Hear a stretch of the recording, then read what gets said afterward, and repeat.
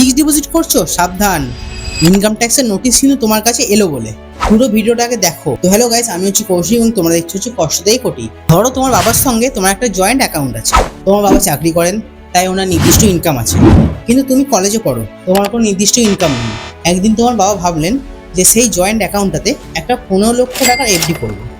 Joint account তো, তাই কোনো সমস্যা হবে না। আর সমস্যা তো শুরু হলো তখনই, যেহেতু এটা একটা হাই ভ্যালু ট্রানজ্যাকশন, তাই এফডিটা রিপোর্ট হয়ে গেল ইনকাম ট্যাক্স পোর্টালে। আর কিছুদিনের মধ্যেই ইনকাম ট্যাক্সের নোটিশ এসে হাজির। এখন প্রশ্ন হচ্ছে যে ছেলের নামে তো কোনো আয় নেই, তাহলে এত টাকার এফডি হলো কীভাবে? এখন বাবাকে প্রশ্নের উত্তর দিতে হবে যে না, এই টাকা ছেলের নয়, এই টাকা তার বাবার আয়ের উৎস থেকে এসেছে।